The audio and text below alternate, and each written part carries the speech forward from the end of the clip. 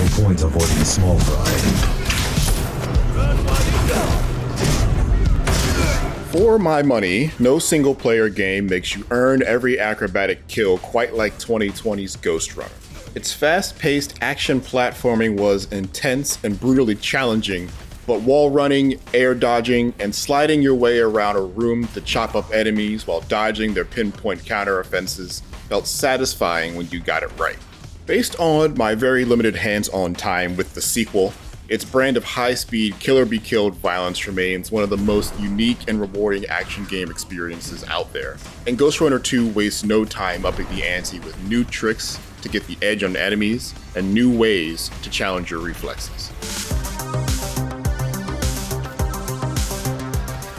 The punk part of cyberpunk is still firmly front and center in Ghostrunner 2. After killing the Keymaster, Jack and his team are left to try to bring some semblance of order back to Dharma Tower, which is being consumed by the chaos of several gangs attempting to fill the power vacuum. The city itself looks brighter and bolder, expanding on that patchwork mix of dingy residential blocks and blocky industrial accents, drowned in billboards and neon. The techno-apocalypse vibes are spot on.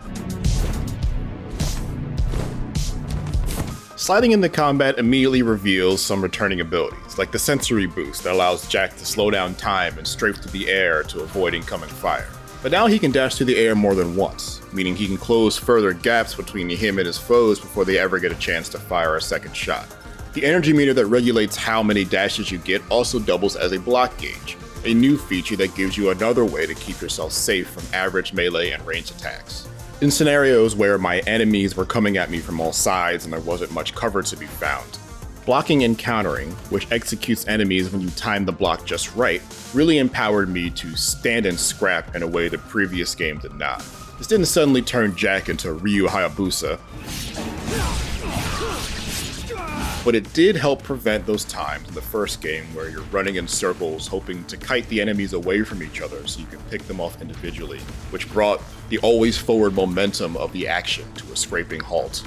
I started with two special abilities. Tempest, the Force Blast-like attack returning from the first game, and the new Shuriken, which produces electrical ninja stars. Both had combat and light puzzle-solving applications. Tempest can be used to shove enemies into or off of obstacles, or to move platforms around to open up pathways. Shuriken can hit switches just beyond reach and became a very useful attack for controlling the crowd by triggering environmental hazards or stunning bad guys on approach.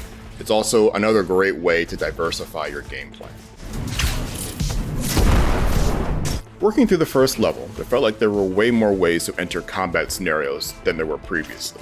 One set of rooms allowed you to swing up directly for a straightforward assault, or grappling into a ventilation shaft up the side to flank the defending goons.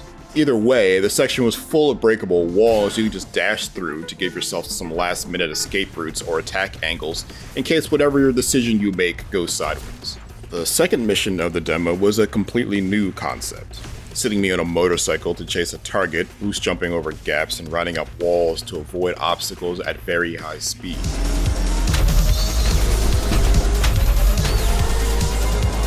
I think I liked the level more in theory, but in practice I found occasionally getting caught on architecture and barely missing jumps to be very frustrating. I think it has potential, but I don't think this first impression sold me on the cycle mission as an ongoing thing. All told, I've seen enough to be excited to play more of Ghostrunner 2 when it launches on October 26th. For more on Ghostrunner, check out our review of the first game as well as the release date trailer for Ghostrunner 2. And for everything else in the world of video games, stick with IGN.